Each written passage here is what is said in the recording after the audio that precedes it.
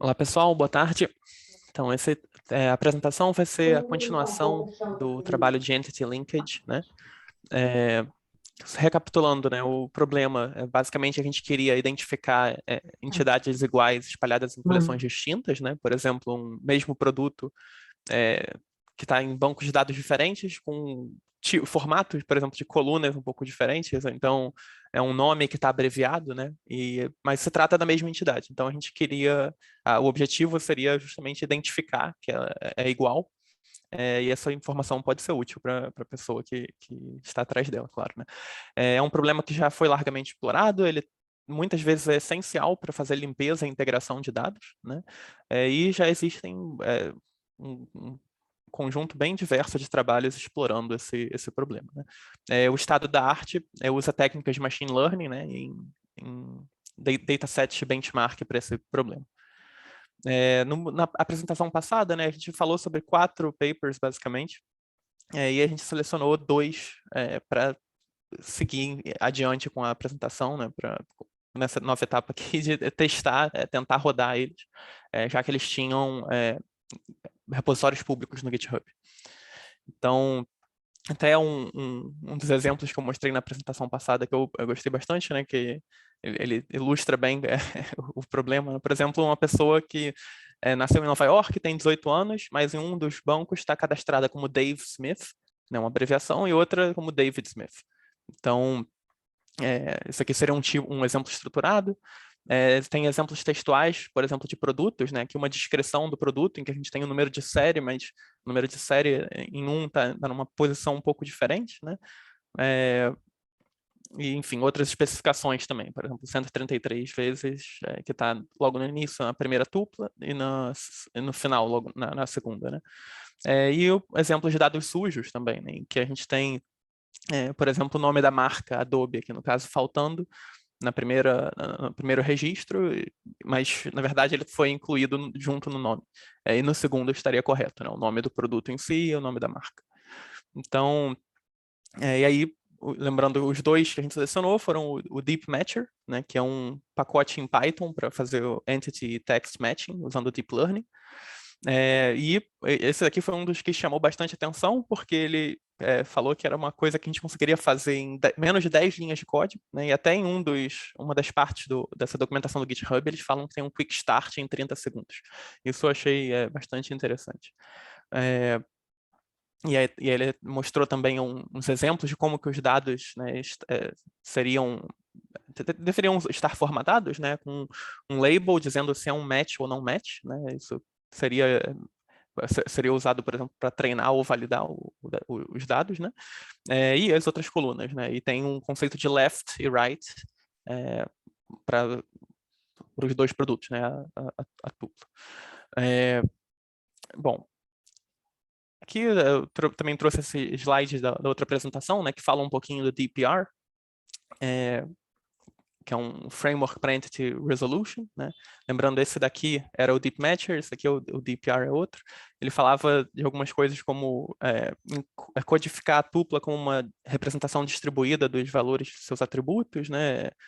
Construir classificadores usando essas representações. A etapa de blocking, que é até um dos processos bastante já meio que formalizados, né, nesses trabalhos de entity matching. Tem até uma figura que eu mostrei na última apresentação que eu trouxe para cá também. E, finalmente, o aprendizado e tuning das representações distribuídas, né? Então, essa aqui era a figura, né, que basicamente a gente tem, por exemplo, aqui os dois das 2 origens diferentes, né, das entidades. Tem uma etapa de labeling, uma etapa de aprendizado, né, de regras, que geralmente envolve machine learning, uma etapa de blocking, né, que é para a gente tentar reduzir o número de comparações, e finalmente a aplicação de regras que culmina nesses entity pairs que são iguais ou não, né? Bom, foi basicamente o que eu falei antes aqui. No caso do DPR, os autores eles afirmaram que era um framework que democratizava o entity matching, né, porque precisaria de muito menos dados rotulados do que outras abordagens, teriam similaridades sintáticas e semânticas sendo capturadas sem muito feature engineering e tuning dos parâmetros, né?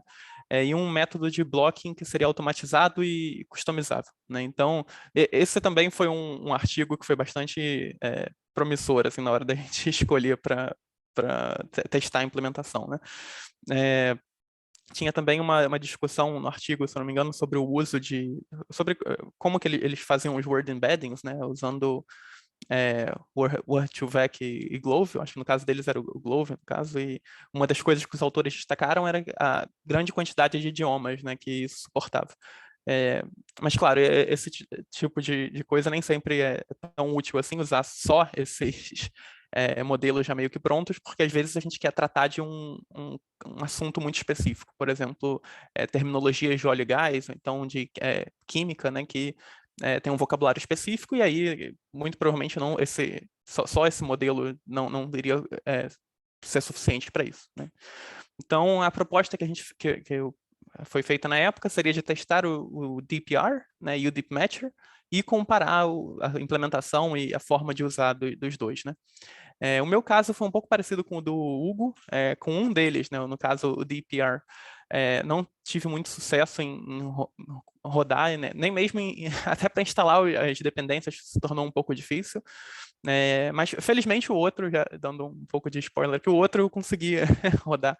Eu até tenho vários elogios a fazer na implementação do Deep Matcher, mas no caso do DPR, ele é um projeto que os dois papers são de 2018, né? Os dois repositórios, inclusive, têm códigos de 3 anos atrás. E, bom, na página do DPR, a parte de requirements que ele diz é que precisa de uma versão específica do Ubuntu, né, com um pacote Build Essentials que instala coisas tipo o Make, o GCC, né, alguns outros utilitários de desenvolvimento, compiladores, etc. E o Python 3. Também sem especificar a versão nem nada, né?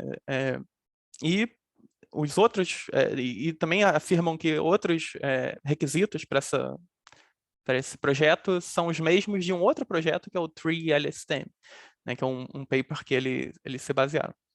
Então, a ideia seria que a pessoa siga as instruções desse TreeLSTM e vão conseguir instalar tudo que é necessário para rodar o DPR, né? E, bom, esse daqui é o do TreeLSTM, né? Então, os requisitos seriam o Torch, esse Penlight, NN, NGraph, Optim, Java, e o Python maior ou igual a 2.7, ou seja, imagino que seja o Python 2, né? E que todas as dependências poderiam ser instaladas usando o Lua Rocks, né? Que é o Package Manager de Lua. Bom, eu tentei fazer com o Lua Rocks, não funcionou.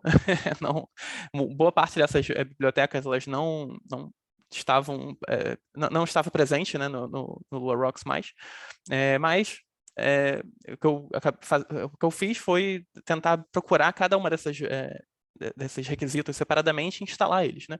O que deu uma certa dificuldade porque como eles não especificaram nem no README, nem em outros lugares do projeto, né, nos próprios arquivos do TreeLSTM, as versões, ficou um pouco complicado. Eu tentei instalar as versões mais recentes e o que eu consegui ver foi uma grande incompatibilidade entre elas. A própria instalação do Torch foi bastante difícil, né? Parece que não sei o quanto que o projeto do Torch. Eu sei que o PyTorch está sendo bem está sendo mantido, né, continuamente até hoje, mas o Torch em si, que é em Lua, não sei o quanto que isso está sendo acompanhado, mas, por exemplo, né, no caso das instruções, eu tentando seguir as instruções meio que à risca para a minha versão do Ubuntu, que no caso era um WSL rodando no Windows 10, né? Mas seria o equivalente ao Ubuntu 16. O passo a passo não funcionava sem alterações, sem que precisasse de alterações, né? O que eu fiz foi alterar os scripts para funcionar na minha versão do Ubuntu. Eu consegui instalar o Torch, né? E aí segui tentando com as outras bibliotecas, mas depois de instalar as versões mais recentes, o que aconteceu no meu caso é que a parte de pré-processamento falha. Dava um segmentation fault em determinado ponto, e eu não conseguia seguir a partir dali. Eu tentei fazer um certo debugging, tentar entender o que estava acontecendo, mas não tive muito sucesso nisso. Uma coisa que eu achei um pouco curiosa aqui repositório do DeepER, né, eles falam que precisa do Ubuntu 12 ou 16, agora não lembro, estava num outro slide.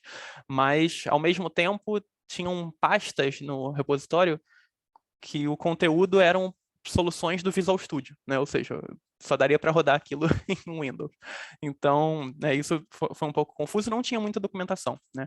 Eu cheguei a olhar na página de issues do GitHub do DeepER e também tem um issue aberto desde 2018, no caso, e até era um problema numa etapa um pouco à frente da minha, né? Pelo visto, essa pessoa na época conseguiu rodar o pré-processamento, mas na hora de rodar uma tarefa do DeepER, também teve um outro problema.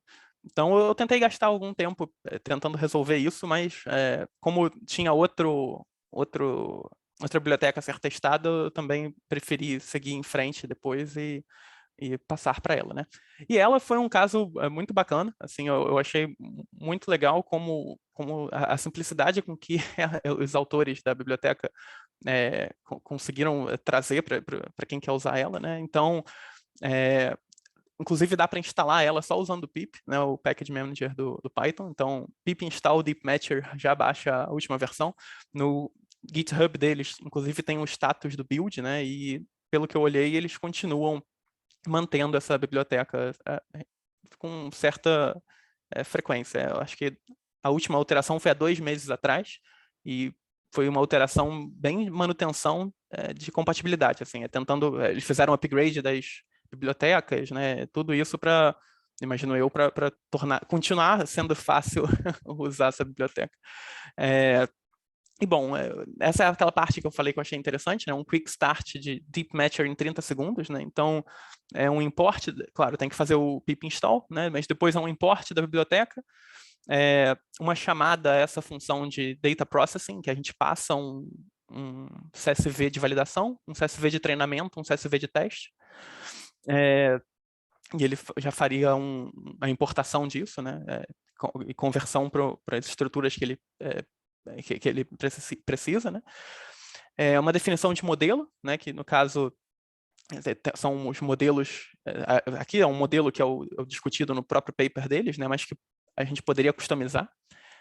A parte de treinamento, que é também uma função, passando os atributos, e depois uma avaliação, em que a gente consegue passar os dados não rotulados e chamar essa função de run prediction e ele retorna para a gente os labels, né, do que ele previu.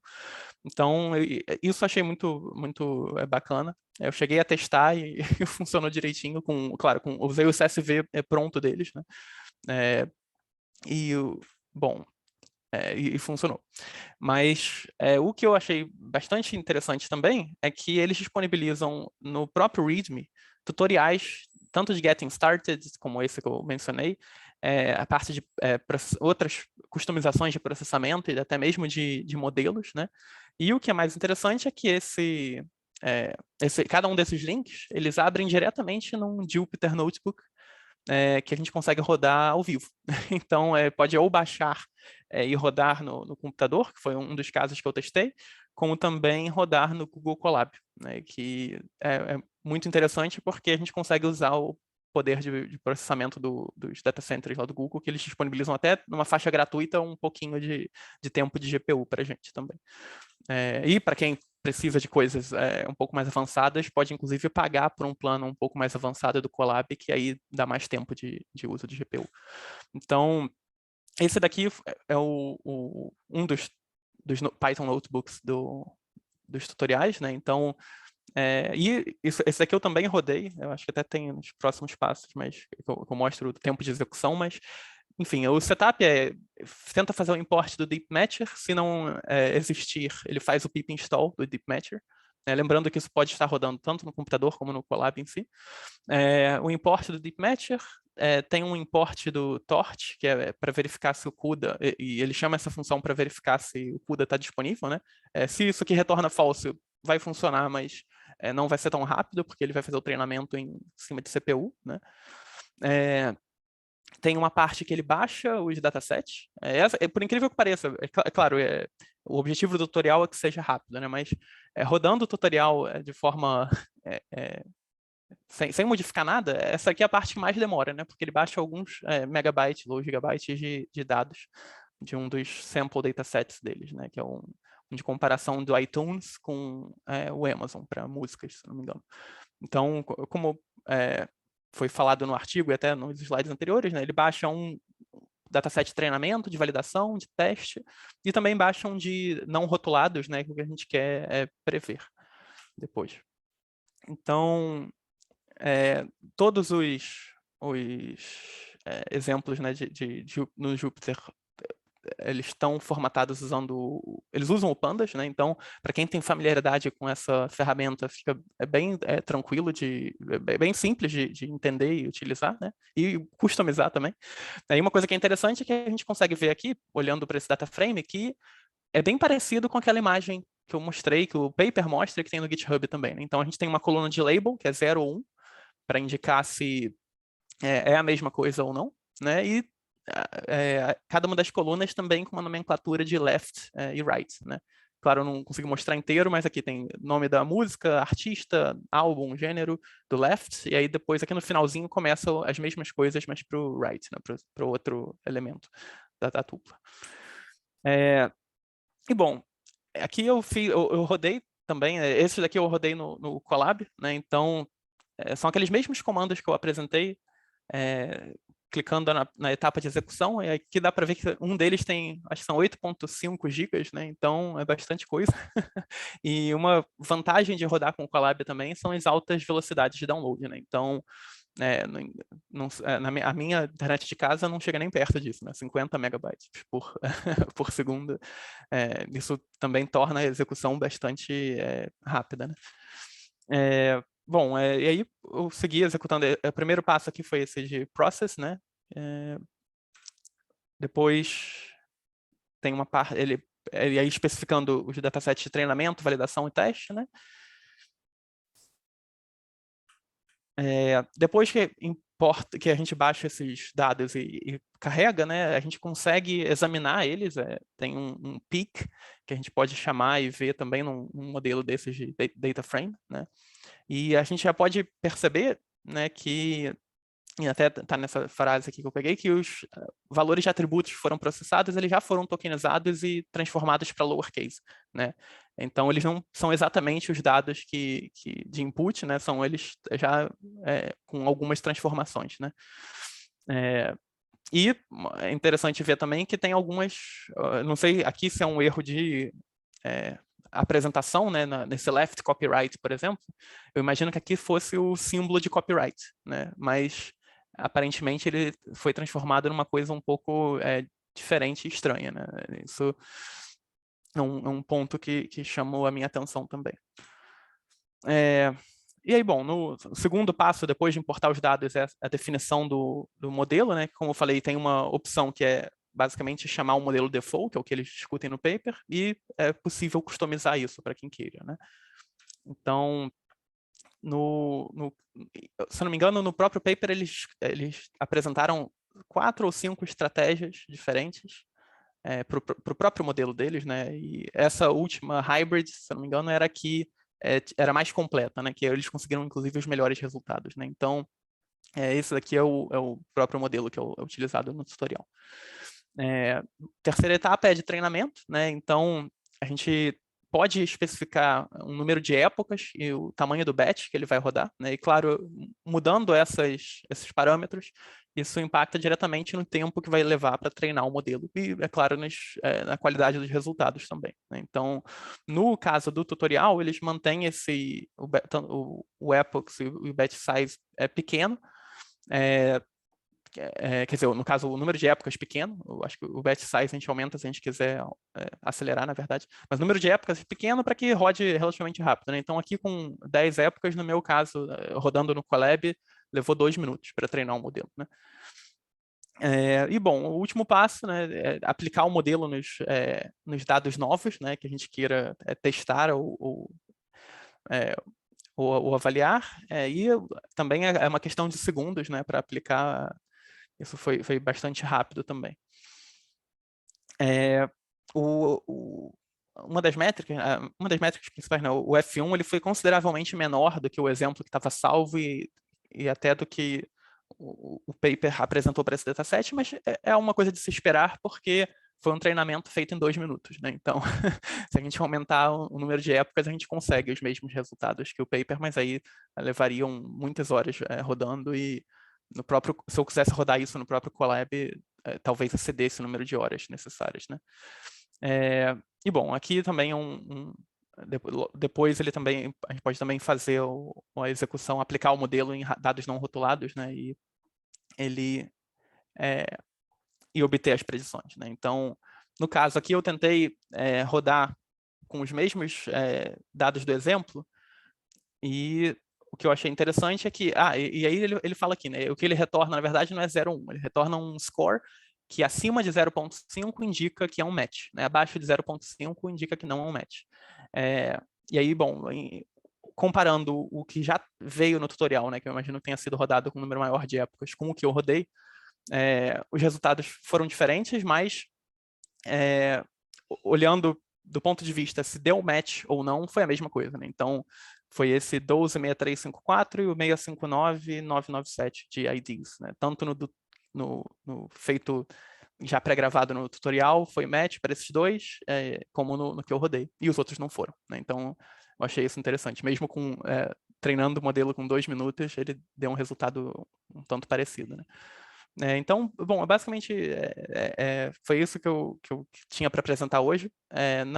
A comparação do Deep Matcher com o DPR, né, não, é uma coisa que eu acho que não faria sentido a gente fazer diretamente. O que eu achei interessante é que, olhando o código-fonte dos dois, né, no GitHub, o Deep Matcher ele é muito, muito bem documentado. E é aquela coisa, está sendo mantido com regularidade, né? Tem as próprias versões de todas as dependências especificadas, né? Até é um requisito para instalar pelo pip. Então, eu achei isso muito bom e pareceu ser simples de estender, né? E como o PyTorch até hoje ainda é bastante utilizado e eu acho que me parece ser bem mais fácil de estender do que o DPR. O DPR não tinha tantos comentários, né? Se tornou um pouquinho difícil de avaliar, mas, enfim, essas foram as duas bibliotecas que eu avaliei.